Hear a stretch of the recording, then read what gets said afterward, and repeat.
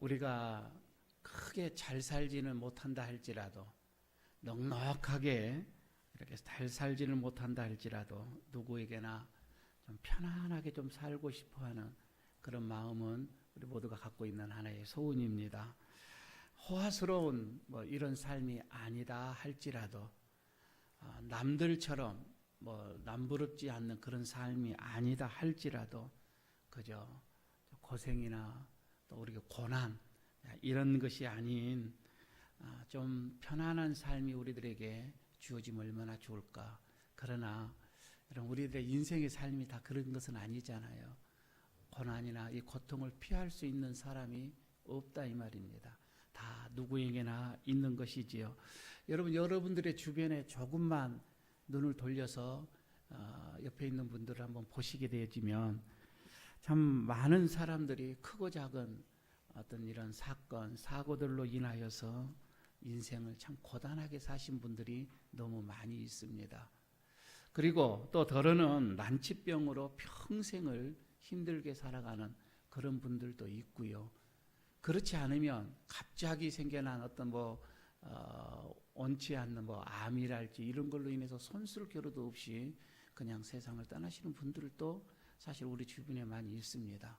또한 자녀들을 또 우리가 이렇게 생각을 해보면 그렇습니다.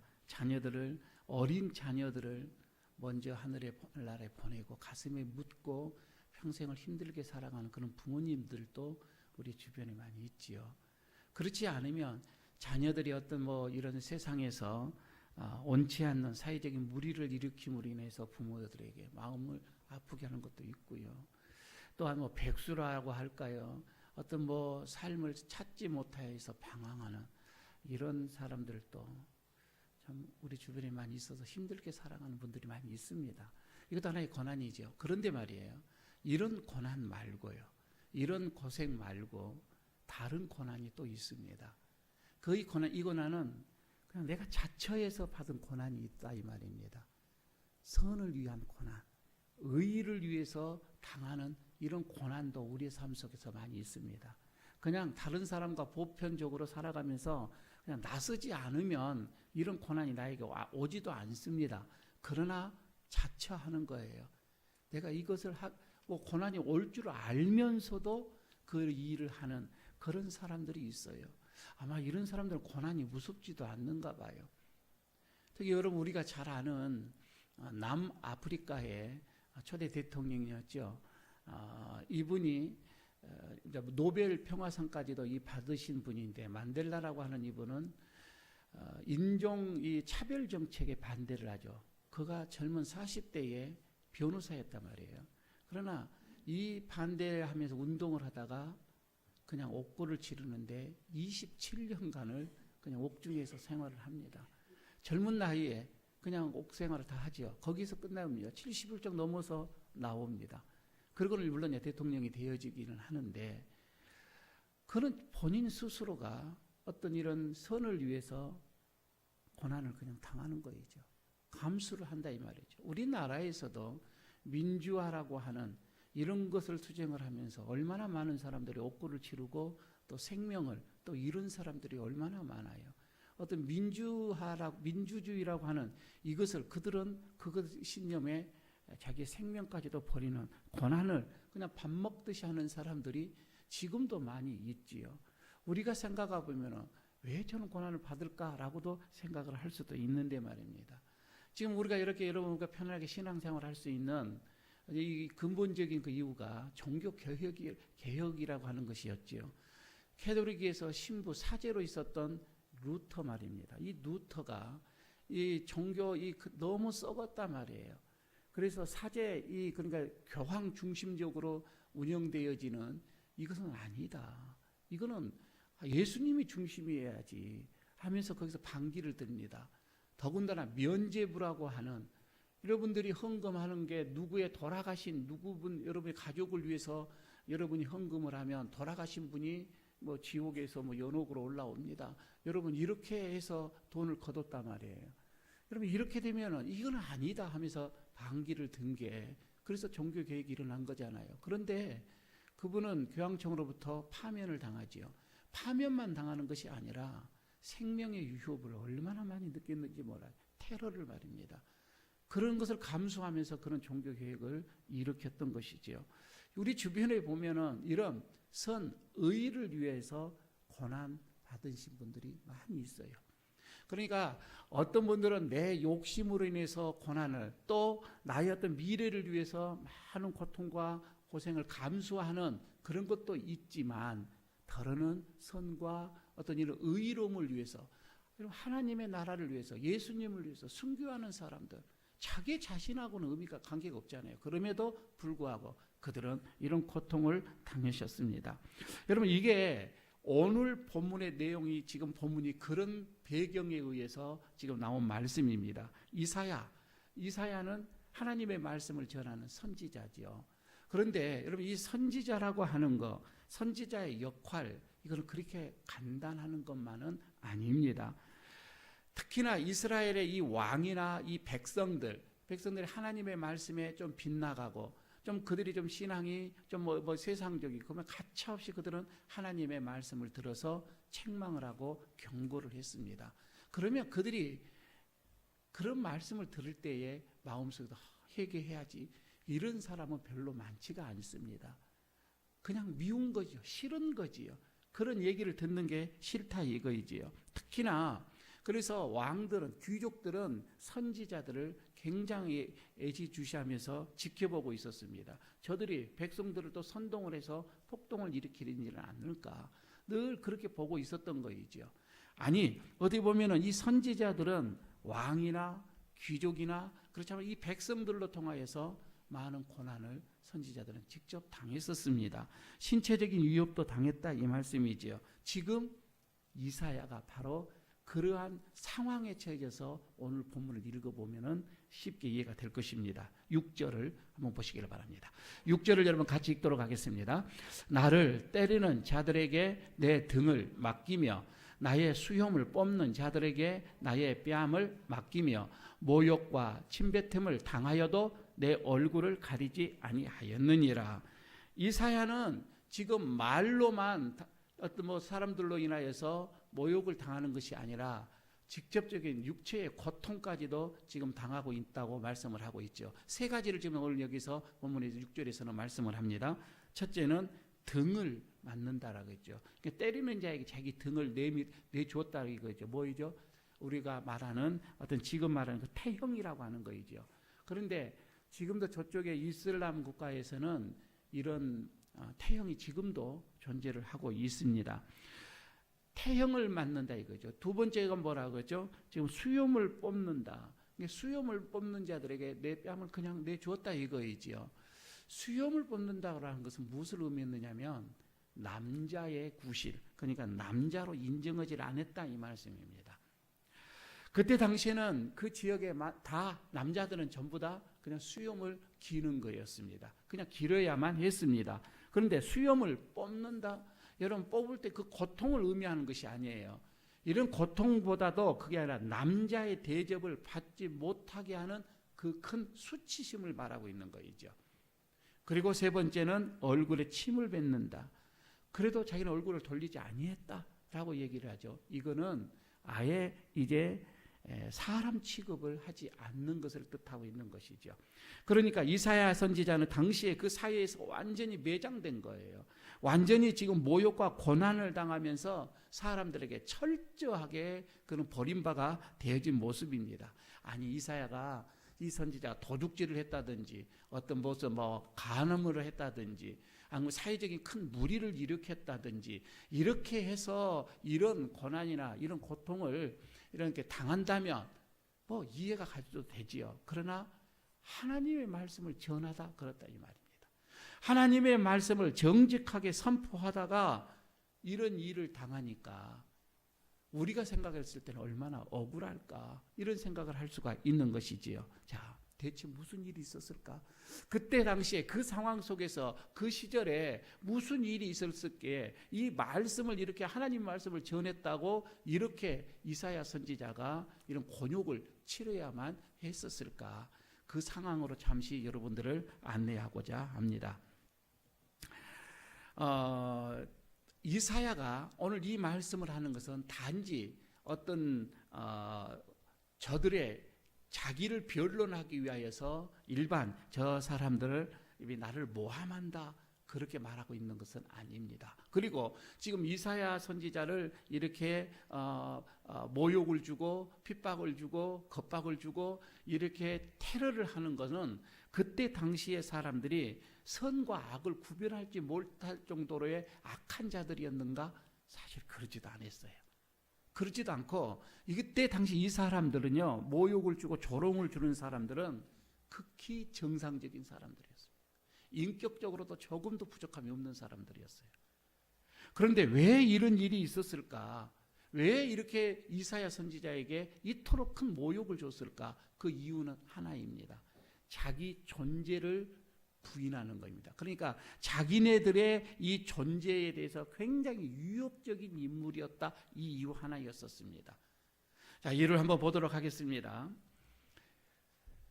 이사야 선지자는 계속 지금 설교하는 내용의 주 원인이 하나예요. 뭐냐면 그때 당시에 지금 우리가 50장인데 47장에서부터 계속 얘기하는 게 바벨론 망한다 이거였었습니다. 이게 설교의 본 핵심이었습니다. 바벨론은 망한다. 우리는 곧 해방이 된다. 여러분 이렇게 생각하면 우리가 생각할 때 별 무슨 이 문제가 되느냐 이렇게 생각을 하겠지만 여러분 우리 47장 1절에서 3절을 한번 보시기를 바랍니다. 47장 1절에서 3절을 보게 되면 이렇게 설교를 하고 있어요. 처녀 딸 바벨론이여 내려와서 티끌에 앉으라. 딸 갈대하여 보좌가 없어졌으니 땅에 앉으라. 내가 다시는 곱고 아리따다 일컬음을 받지 못할 것임이라. 맷돌을 가지고 가루를 갈고 너울을 벗으며 치마를 걷어 다리를 드러내고 강을 건너라. 내 속살이 드러나고 내 부끄러운 곳이 보일 것이라. 내가 보복하되 사람을 아끼지 아니하리라. 그때 당시 여러분 그때 제형에서 다 얼굴 처녀들은 가렸는데 걷어냈습니다. 치마를 올렸습니다. 살을 드러냈습니다. 극히 수치스러움이잖아요. 지금 여기서 이 처녀는 바벨론을 말하잖아요. 바벨론이 그렇게 될 거라 이 말이죠. 바벨론을 지금 수치를 당하는 처녀로 지금 묘사를 하고 있는 것입니다. 하나님이 이 바벨론 제국을 직접 심판을 하겠다. 이렇게 말씀을 지금 선포를 하고 있는 것이지요. 한 번만 이런 설교를 하는 게 아니에요. 47장 전으로 해서 계속해서 반복해서 바벨론 망한다, 바벨론 망한다 이렇게 설교를 하고 있으니 자 바벨론의 당국자들은 어떻게 저 이사야가 설교하고 이사야의 어떤 이런 소문을 들었을 때에 바벨론의 당국자들은 어떻게 했는가? 자꾸 이 바벨론을 지금 망한다고 하니 그때는 바벨론이 세상을 다 지금 장악을 하고 있었을 때다 이 말입니다.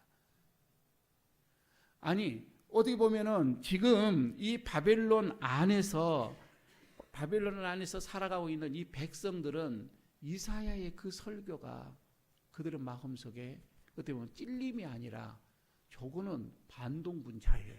바벨론의 입장에서 보면 선동분자예요. 유언비어를 퍼뜨리는 자다 이 말입니다. 그러니까 바벨론의 체제를 안전하게 구축하기 위해서는 저런 사람을 그냥 제거하는 게 바벨론의 입장 속에서는 맞다 이 말씀이죠. 그렇게 생각하면 됩니다. 그래서 그런 상황을 5절에서 오늘 본문 5절에서 이사야는 자신의 상황을 이렇게 표현을 합니다. 5절을 같이 읽도록 하겠습니다. 주 여호와께서 나의 길을 여셨으므로 내가 거역하지도 아니하며 뒤로 물러가지도 아니하며. 여기서 하나님께서 내 길을 여셨다 이렇게 얘기를 하잖아요. 여셨다 이 말씀은 내가 하나님의 말씀을 들었다 이 뜻입니다. 내가 하나님의 말씀을 들었다. 그러면 여기서 이사야가 말씀한 하나님의 말씀이 그 음성이 우리 사람들처럼 이런 말로 언어로 이사야에게 직접 얘기를 하고 이사야가 이렇게 대화를 하면서 들었다 그런 의미는 아니고요. 그런 의미가 아니라 이거는 지금 어떻게 보면 표현이 문학적인 표현으로 썼던 것이지요. 이거는 이 말씀은 오늘날의 이 설교자와 거의 비슷한 모습으로 생각을 하면 되겠습니다. 그러니까 설교는 이런 뭐예요? 하나님의 말씀을 선포한다는 거 여러분도 그렇게 다 알고 있잖아요. 여러분은 설교를 하면서 오늘도 하나님의 말씀을 우리가 듣는다 이렇게 지금 우리는 받아들이잖아요. 그래서 여기에는 하나님의 말씀을 선포함에 있어서는 충분한 준비가 설교자에게는 필요하지요. 가장 기본적인 거는 신학 공부를 해야 하는 거이고요. 그리고 경건의 훈련을 통해서 신학의 이 세계를 어디 보면 자기의 몸으로 경험을 해야 합니다. 이게 설교자는 당연히 이것은 있어져야 되겠고요. 그리고 때로는 인류의 이런 역사, 지금 시대의 어떤 이런 흐름, 이런 것도 기본적으로 상식적으로 알고 있어야 됩니다. 왜? 이거는 하나님의 창조의 질서와 관계가 있기 때문에 그렇다는 것이지요. 성경을 읽습니다. 주석을 참고합니다. 그리고 묵상을 합니다. 그리고 기도를 합니다. 그러면서 깊이 생각을 하면서 여기에서 이 성경이 나에게 주는 어떤 이 느낌을 받게 되어집니다. 깨달음을 받게 된다 이거죠. 성경을 깊이 생각하다 보면은 거기서 깨달음이 와요. 이것을 하나님은 설교자에게 주시는 말씀이다. 이렇게 받는 것이죠. 여러분, 그래서 말입니다. 성경을 해석할 만한 그런 능력이 없다든지, 그렇지 않으면은 준비가 전혀 없다든지, 그럼 이거는 하나님께서 선포할 말씀을 주시지 않는 거예요.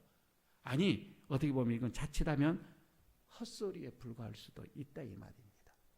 그러니까 설교자는 기본적인 것이 갖춰져야 이 하나님이 주시는 말씀이 이루어지는데, 이사야는 오늘 보면 4절에서 뭐라고 합니까? 자기는 학자였다라고 얘기를 하지요.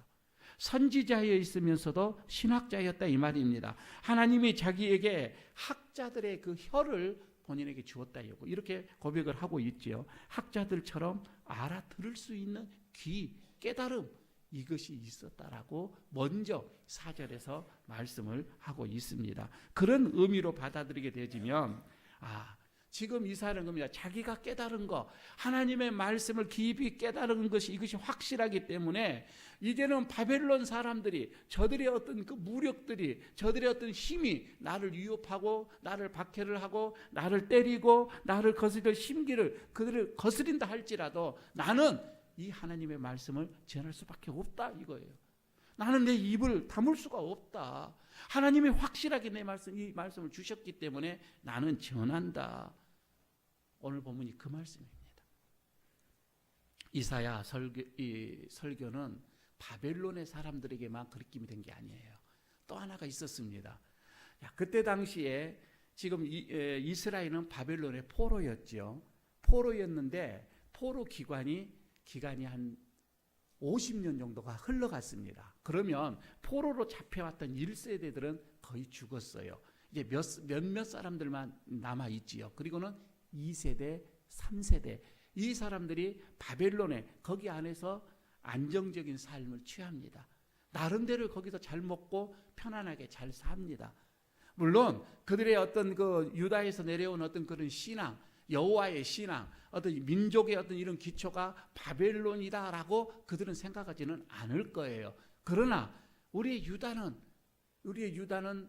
유대하다 그렇게 생각하지 않았다 이 말이에요. 대부분의 2세들, 3세들은 거기 그냥 어떤 그 바벨론의 체제 아래서 잘 먹고 잘 사는, 편안하게 사는 어떤 그런 상황 속에 사람들이 많이 있었고, 소수만이, 이사야를 비롯해서 소수만이 아직도 이스라엘의 해방을 꿈꾸고 있는 거예요. 아직도 이스라엘의 하나님의 그 신앙, 여호와의 그 신앙을 가슴에 품고 그 바벨론의 거대한 우상의 신 앞에서 그들은 굴복하지 않고 지금 있는 그런 상황이었다고 하는 것이지요. 그런데 그런 2세대, 3세대 많은 유다의 어떤 이런 사람들이 그 바벨론 체제에서 안전하게 살아가고 있는 그때에 얘기를 합니다. 이사야는 바벨론 망한다. 바벨론 망한다. 이렇게 얘기를 하니 그들이 거기서 겨우 이제 어떤 삶을 찾고 안정을 찾았는데 얼마나 이런 소리가 싫겠냐 말이에요. 어떻게 보면 이들은 더 바벨론의 사람들보다도 더 이 이사야 말이 설교가 거리낌이 될 수도 있었던 것입니다. 자, 이런 상황 속에서 이사야는 하나님의 말씀, 그래도 나는 전한다. 책찍이, 회초리가 자기 등을 맡깁니다.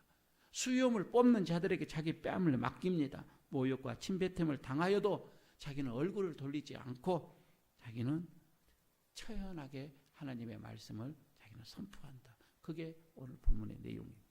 자, 여기에서 400년이 훅 지나갑니다. 400년이 흘렀습니다. 예수님의 시대, 예수님까지도 지났습니다.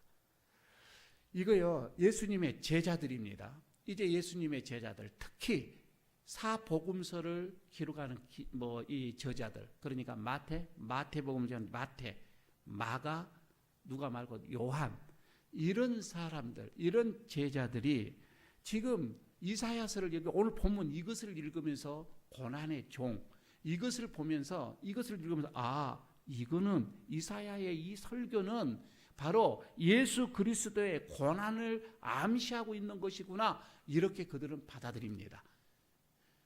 예수님의 제자들이 말입니다. 이건 예수님에 대해 관한 말씀이구나, 이것을 받아들이고 이제 이것을 가지고 다시 해석을 하게 되어지는 거이죠. 그래서 신약 성경 이 복음서에 보면은 오늘 읽었던 이 본문, 특히 6절에 있는 이 본문을 그대로 인용을 해서 많이 나옵니다. 마태복음 26장 64절에 67절에 있는 말씀, 마가복음 14장, 그리고 요한복음 19장, 모두가 다 이 말씀을 인용을 해서 지금 예수 그리스도의 고난에 대해서 말씀을 하고 있다 이 말이죠. 하나만 여기서 드리도록 하겠습니다. 마태복음 26장 67절에 있는 말씀의 배경이 바로 이거입니다. 예수님께서 6월절 십자가를 지기 그 전이 주간이죠. 6월절 앞에, 바로 앞에 목요일이죠. 그때에 겟세마네 동산에서 기도를 합니다. 근데 그 새벽에 제사장들과 바리새인들이 보낸 어떤 이 병정들로 인해서 체포당하죠. 그리고는 사내들인 어떤 그때 유대의 최고의 어떤 그 법정에 서서 재판을, 여기서 종교 재판을 받게 되어집니다. 여러 증인들이 와서 예수님에 대해서 모반을 합니다. 그리고 고소를 많이 합니다.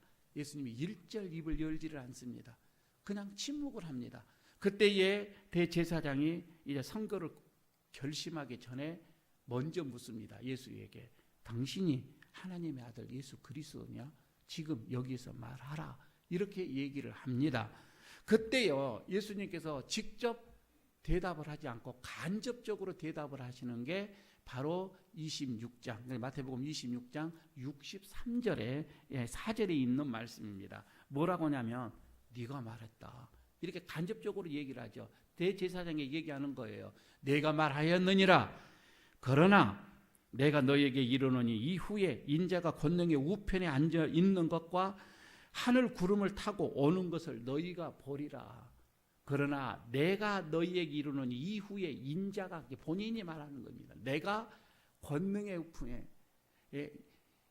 하나님의 우편에 앉아 있는 것을 너희가 볼 것이다. 이런 얘기를 하지요. 여기에서 이 얘기를 듣고서 그만 제사장은 자기 옷을 찢습니다. 제복을 그냥 찢고서 신성모독을 했다라고 얘기합니다.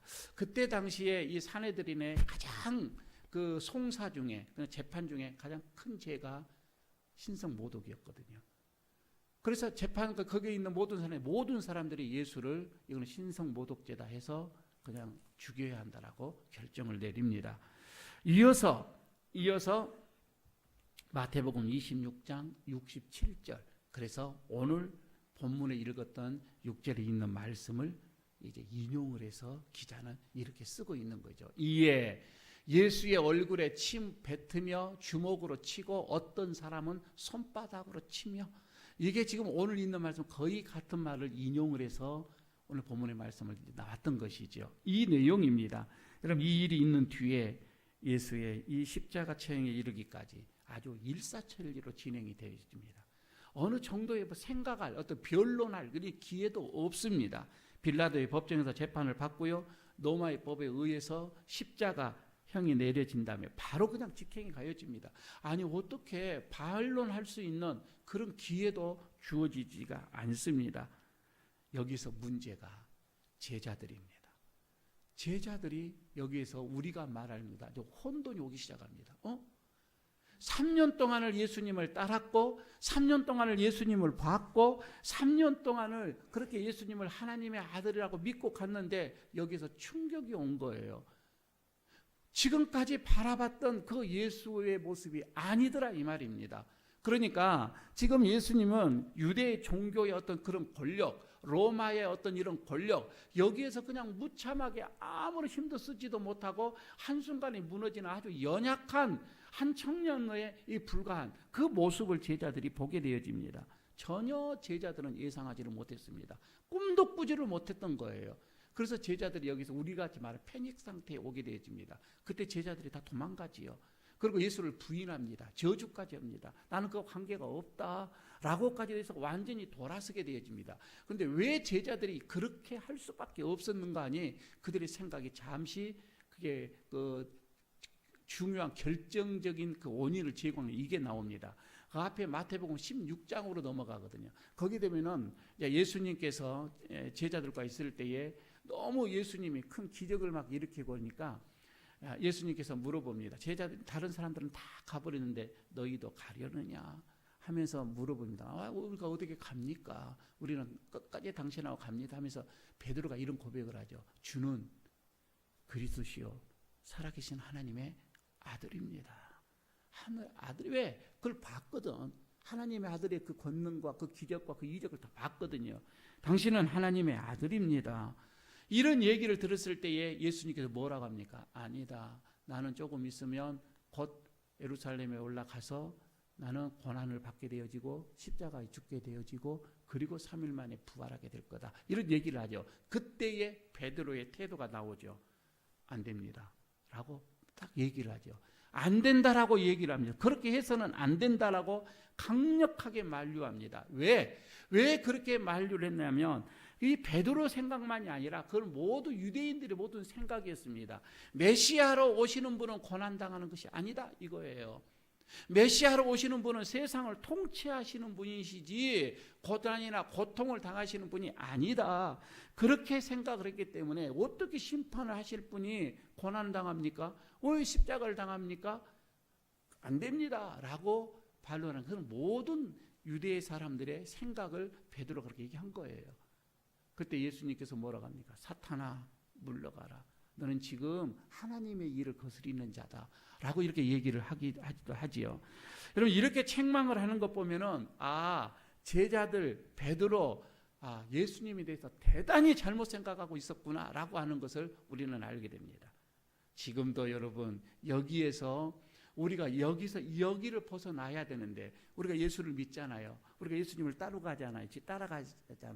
우리가 신앙을 갖고 있는데 여기에 머물러 있으면 안 된다 이 말이에요. 이걸 벗어나야 이제 진짜 신앙의 꽃이 피고 믿음의 꽃이 피고 열매가 맺힐 수 있는데 말입니다. 그런데 베드로가 제자들이 이런 혼란스러운 상태를 벗어나는 결정적인 기회가 옵니다. 그 예수에 대해서 그 오해한 부분을 이제 바꾸는 이게 언제 있느냐면 예수님의 부활이에요. 부활을 경험한 다음에 하면서 그들이 다시 바꿔집니다. 그리고 제 원위치로 돌아오게 되지요. 그러면서 그들이 느껴지는 것이 있습니다. 하나님께서 하나님의 아들로 오신 이 메시아, 이 그리스도는 우리의 어떤 이런 승리, 통치 이게 아니라 고난, 죽음을 통하여서 이 세상을 구원하는 것이구나. 이거를 그때 깨닫게 되어지는 겁니다. 부활 이후였던 것이죠. 이런 깨우침을 근거로 인해서 그들은 뭐예요? 딱 그거를 깨닫게 되어지니까 그때 당시에 그렇게 수치스러웠던 것, 그렇게 모욕적이었던 어떤 이런 십자가 이거에 대해서 자랑스럽게 그들은 이제 전도하기 시작합니다. 자랑스럽게 여기는 거입니다. 아니 말만 그런 것이 아니라 그 스스로 그들도 십자가에서 죽기도 하고 거꾸로 매달려 죽기도 하고 왜? 이것을 이제 알았다 이 말입니다.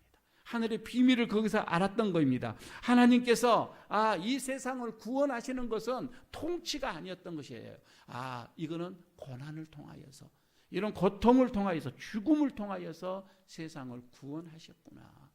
이것을 비로소 그때 깨닫게 되어졌던 것이죠. 이제 오늘 여러분 이 말씀을 가지고 오늘 본문의 말씀을 이제 결론을 맺습니다. 여러분 이 말씀을 들으면서 우리도 이사야처럼 예수님처럼 똑같이 우리도 고난을 당해야 합니까?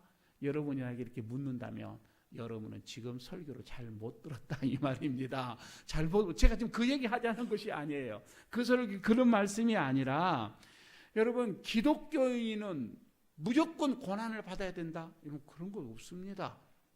어떻게 기독교인이다 해서 고난을 받습니까? 그게 아니에요. 반대로 얘기를 해볼까요? 기독교인은 무조건 고난을 피하고 좋은 것만 있어야 된다. 여러분 이것도 아닙니다. 기독교인이다 해서 무조건 복을 받아야 되고 그런 건 아니잖아요. 여러분 이 말씀은 무슨 말씀인 거 아니에요? 기독교인이든 아니든 고난은 고난이에요. 고난은 고난이고 고통은 고통입니다. 다시 말해서 고난은 그냥 세상의 하나의 우리의 현실일 뿐이에요. 좀 더 다시 말씀을 드리겠습니다. 엄밀하게 말하면요, 우리 예수님께서 십자가에서 고난 당하셨죠, 고통 당하셨죠, 죽음 당하셨죠, 그리고 부활하셨죠. 이것은 우리가 당하는 모든 고난, 우리가 당하는 모든 어떤 고통, 그리고 어떤 이런 죽음, 사실 이것에서 우리는 모두 다 해방됐다 이 말입니다. 그것에서 그런 고난에서 여러분 우리가 유축당할 필요가 없다 이 말입니다. 그것에서 여러분 지금 내가 지금 현실에서 힘들고 어려움이 이것이 내 불행이라고 여러분 할 필요가 없다 이 말입니다. 이미 그거는 끝난 거예요. 십자가로 끝난 거예요. 아직도 여러분 잘 이해가 안 됩니까? 좀 더 제가 쉽게 얘기를 한번 해보도록 하겠습니다. 여러분요, 세상 사람들이 제일 불행하다고 생각한 게 뭐라고 생각합니까? 가난이라고 생각해요. 보편적입니다. 가난하기 때문에 나는 불행하다, 나는 힘들다 이렇게 생각합니다. 가난이 불행이라고 생각해요. 반대로 바꿔볼까요?